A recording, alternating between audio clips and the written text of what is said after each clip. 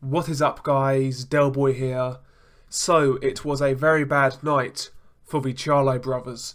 Jermell Charlo losing his WBC super welterweight title to Tony Harrison, and Jermall Charlo going life and death with Matt Korobov, who basically spent the last 4 years in obscurity. So, bad for the Charlo's stock and just not a good night in general for the twins. Where do we start? First and foremost, going into this fight, and well, I've always felt this. I've always felt Jermell Charlo was the better fighter out of the two. I always felt Jermell Charlo had a bit more variety in his work. He sets up his shots a bit better. He's better on his feet. He is stiff like his brother in terms of upper body movement, but to me, Jermell Charlo is just a bit more fluid. And despite the loss, I still feel he is the better fighter in the family, I'll be completely honest. Let's start with Jermell Charlo. You know, the fight against Tony Harrison was close, and conceivably, in my opinion, could have gone either way, and even a draw is all, that's fine. A point either way, a draw, no complaints. But the Fox commentary team did Tony Harrison a big disservice. They made out like it was a one-sided fight, but, you know, they never really gave Tony Harrison any credit for the work he was doing, you know, for how he was neutralising Jermell Charlo and making him fight his fight at stages. Overall, I felt that fight was close. A lot of low-volume rounds, and at times it was a chess match. But I have no problem with the decision, to be completely honest, and I think the commentary kind of swayed people to believe it was a robbery when it really wasn't, to be quite honest. The fight could have gone either way. To me, it was one of those fights where, you know, Jermell Charlo lost it, Tony Harrison didn't win it, if that makes sense. I think Jermell Charlo gave it away. You know, when he did step on the gas towards the end of the fight, I felt he looked the better fighter, he looked more dangerous. His punches were having more effect, and if he stepped on the gas a bit earlier, I think he would have definitely won this fight, but he didn't, and he lost the fight on a close decision. It is what it is. I think Jermell Charlo can rebuild. I still think he's a top 10 guy at super welterweight, but yeah, he needs to improve, you know, he needs to improve, and we'll see where he goes from here.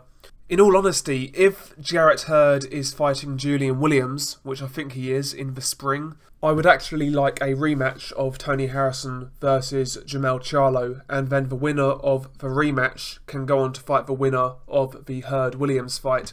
That's how I would like that situation to play out. I'm not writing Jermell Charlo off, but his limitations and flaws certainly got exposed last night. On to Jermall Charlo now. I felt Jermall Charlo looked pretty poor, to be completely honest. Jermall Charlo was always the twin I was less convinced about. At 154, he did pick up a couple of good wins against Julian Williams and Austin Trout, but to me 160 was always a different proposition. Since he's been to 160, he's fought a crippled Jorge Sebastian Hyland and a guy in Hugo Centeno Jr. who's not a middleweight. So far, he's not actually fought a healthy middleweight. Last night was the first time Jermall Charlo has fought a healthy middleweight. And this middleweight came off the couch. You know, this guy hasn't had a significant fight since 2014 against Andy Lee, and he lost that fight by knockout. And Korobov still exposed Jermall Charlo's weaknesses. Now, I did say in my prediction video, I felt Korobov had the potential to be tougher than Willie Monroe Jr. I felt prime for prime, he's a much better fighter than Willie Monroe Jr. But the fact remains, the guy's not fought anybody in 4 years. He's been horribly inactive, and he's 35 years old. Eventually, Jermall Charlo should have got him out of there, but that's not what happened. Korobov really did go to town on Jermall Charlo at times. His left hand from that southpaw stance just wasn't missing. He was catching Jermall Charlo with that shot over and over and over again, and in a lot of rounds it made Jermall Charlo gun shy. He was reluctant to let his hands go, and I felt Korobov was picking up a lot of rounds, especially in the first half of the fight.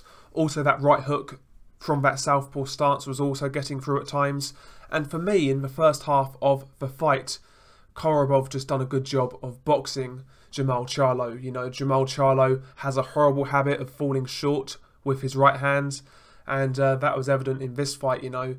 Also, Jermall Charlo's footwork has always kind of been a concern of mine. He's very flat-footed, and, you know, he'll drag his rear leg, and his mobility is pretty poor sometimes. And like I said, that's partly one of the reasons he falls short, because, you know, he doesn't maintain balance that well. When you have a guy who can move laterally and who can change levels, who can move his head, he's going to give Jermall Charlo problems, because Jermall Charlo, he needs to set his feet to throw punches. He's got a very wide stance, and, you know, that makes it easier for a guy who can move to outbox Charlo, to be quite honest. And that was evident in this fight, you know. Korobov's movement was giving Jermall Charlo a lot of problems. Also, the feints of Matt Korobov threw Jermall Charlo off. And at times, Jermall Charlo was just in no man's land, and he didn't know what to do. And it looked like the fight was passing him by, to be quite honest. The biggest takeaway from this fight for me was how uncomfortable Jermall Charlo looked. At times, you know, he was worrying about getting hit. When Korobov connected, you know, you could tell that it was affecting Charlo. Not in a sense that he was hurt, but he just didn't like it. He kind of went into a shell and his volume dropped. Jermall Charlo is quite aggressive ordinarily, but, you know, Korobov really did neutralise that. It was only towards the end of the fight when Jermall Charlo started to come out of his shell and let his hands go a bit more. And in round 12, for example, he done really well. He hurt Korobov and dominated the round. But for the most part, he was getting outboxed. As far as I'm concerned, I felt Korobov won this fight. It was close, but I felt Korobov nicked it. I can see a draw. I can maybe see Jermall Charlo winning by a point. But those two scorecards, or was it all three? They were a disgrace, to be quite honest. 119-109, absolutely disgraceful. Those cards did not do Matt Korobov any justice whatsoever. And Jermall Charlo, in my opinion, got away with one. And like I said, I was always unconvinced about Jermall Charlo at 160. And I'm even more unconvinced now. If that was Golovkin in there, Jermall Charlo gets knocked out. If that was Canelo in there, Jermall Charlo gets knocked out. Danny Jacobs, again, Danny Jacobs beats Jermall Charlo as far as I'm concerned. And I'm not being reactionary. I've always picked guys like Danny Jacobs to beat Jermall Charlo. I've always felt Charlo, he does a lot wrong. He's open for counters. And a guy like Canelo, for example, there's certain things Canelo can do to draw Jermall Charlo in. Let's say when Canelo's against the ropes and he slips and slides. Let's say he makes Jermall miss with that right hand that he overreaches with. Canelo's going to come back and catch Jermall Charlo with that left hook. Can Jermall Charlo take that type of power and timing? I'm not sure, man. I'm not sure. He wasn't responding well to getting caught by Korobov. Again, he wasn't hurt, but it was how he was responding. It was his body language. You know, if Canelo's making him pay with hard counters, I think he'll go into a shell. Also, again, I said, Charlo has a horrible habit of falling in short. So, you know, Canelo, he needs to be aware of that. Take a half step back, wait for Jermall to come falling in, and then counter with that straight right hand. That's a shot that is there. And guys like Canelo, guys like Danny Jacobs, and even Gennady Golovkin can pull that off and maybe knock Jermall Charlo out. I don't think Jermall Charlo is ready for the elite guys at middleweight. I still think he needs time, and I still think he needs a couple of fights before he's ready for those guys, because as of right now, defensively, he has far too many holes in his game. And even offensively, I think Jermall Charlo is overrated. He is long and tall. He does have good power in his right hand. He has got a really snappy jab, but he's kind of a straight up and down fighter. You know, he doesn't move his head. He doesn't change levels with the jab. You know, he doesn't really put his shots together that well.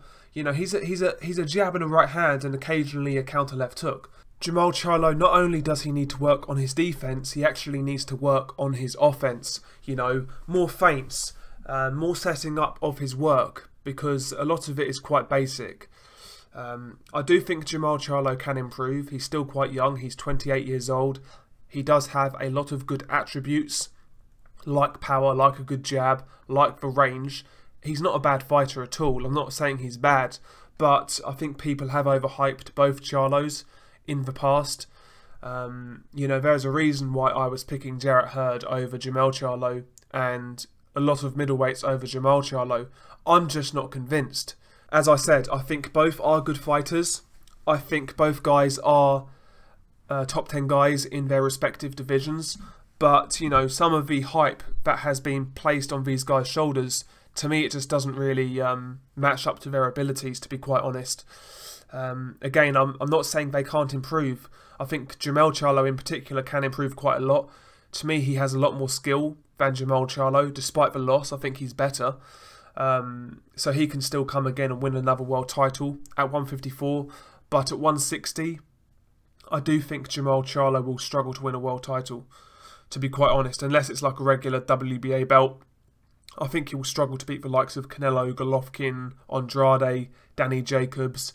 You know, these guys I think would be a bit too much for him. Even guys like Derevyanchenko. Would Charlo beat Derevyanchenko on last night's performance? I don't think so. Would Jamal Charlo beat Selecki on last night's performance? I would be doubtful, I'll be completely honest. Would Charlo beat Billy Joe Saunders on last night's performance? Based on the movement Korobov gave him, absolutely not. Billy Joe Saunders might whitewash Jamal Charlo based on that performance.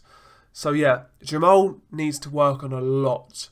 He needs to work on a lot, and hopefully, you know, this Korobov fight is a wake-up call, and hopefully he makes the necessary improvements to compete at world level at middleweight. The last thing I want to mention again, how bad the Fox commentary was. I think as UK fans, we become kind of connoisseurs of bad commentary. We get Sky Sports on a regular basis. Even BT at times are quite bad. But the Fox commentary last night was abysmal. It was incredibly bad, biased for both Charlos. You know, I mean, for example, there was a moment in the Korobov-Jamal Charlo fight where Jamal Charlo throws a right hand and it misses, and the commentary team say, "Oh, great shot by Charlo." And after the shot misses, Korobov comes back with like 3 shots that land, and the commentary team said nothing. You know, everything Harrison and Korobov were doing wasn't really getting any applause from the commentary team. And I think last night showed how powerful a biased and dishonest commentary team can be, because they spread this narrative that, you know, Jamal got robbed and Jamal won, when, you know, both fights were very close. Both fights could have gone either way, and that's it really. You know, Jamal didn't get robbed, and Korobov had a lot more success than that commentary team made out. So Fox commentary were god awful. The worst commentary I've heard in 2018, and I've heard Adam Smith and the likes on Sky Sports on a regular basis. So that takes a lot of doing. But yeah, I'm rambling now. Share your thoughts below. Peace.